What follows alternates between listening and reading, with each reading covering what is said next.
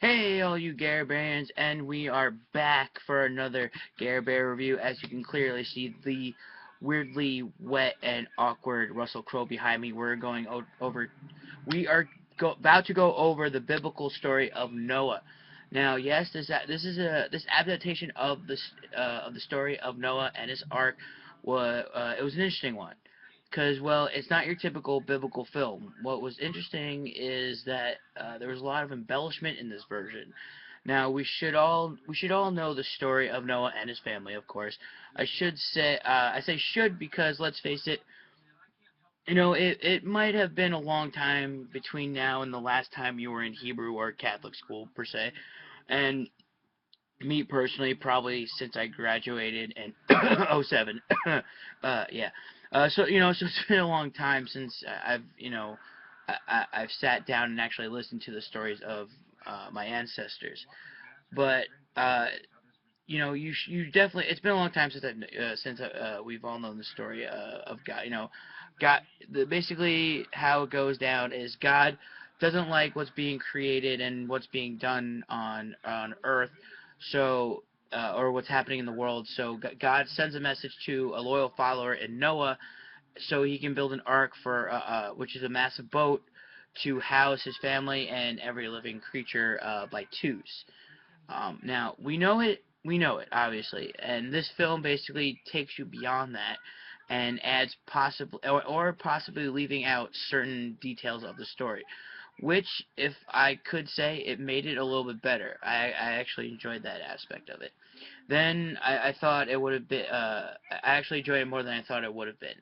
But I also feel that it also may have been a problem, especially with some people because of the over exaggeration. I mean, the rock monsters alone kind of bring that aspect in, but when you find out who they are and what they're doing, it actually brings it all together. But the rock, like, again, it's rock monsters, and it's kind of an odd thing to look at and read when you know it's a biblical movie. It was actually quite funny though, because I thoroughly enjoyed it more than I thought I would. And actually, it wasn't the cast, which was actually great, by the way. I mean, Russell Crowe, Emma Watson, Percy Jackson himself, Mr. Logan Lerman, Jennifer Connelly, all of them were great in their respective roles. I really didn't have a problem with anyone or their performances, for that matter.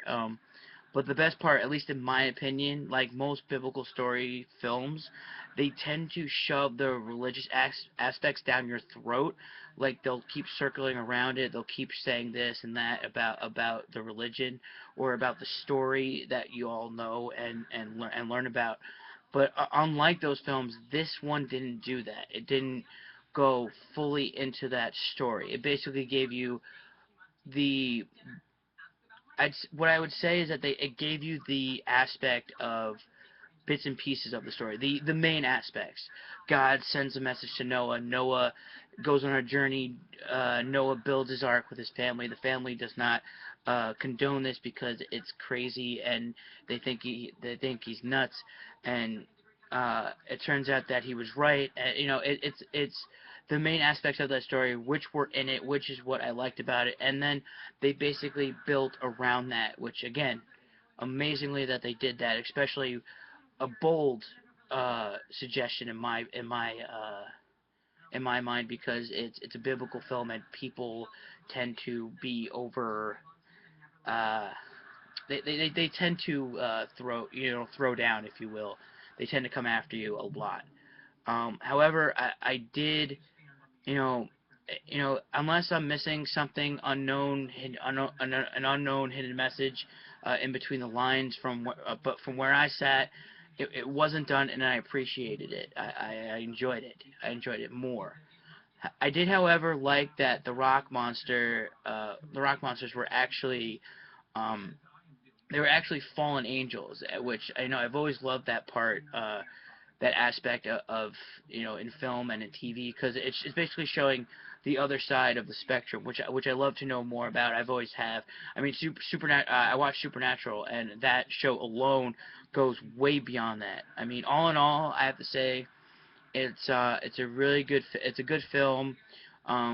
I'd say I guess I'm gonna recommend it only. I'm only saying I guess because I personally know people that who might be upset or possibly mad about what was said and what was being portrayed in this film. I am a firm believer in what happened here. In the flood, the massive flood. I know people think I'm crazy and that there's only they're gonna say there's only little to no evidence about what happened, but I've always I've always believed in that sort of stuff, and I still continue to this day. Will always do. But I digress. The CG in this movie, the CGI was beyond amazing. It was an interesting take on the film.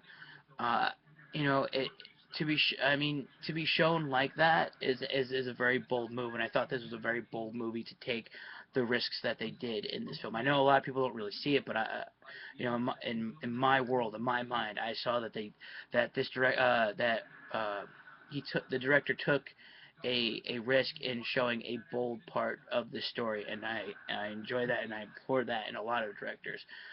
But what's also to be shown is Under the Skin, so make sure you guys stay tuned for that.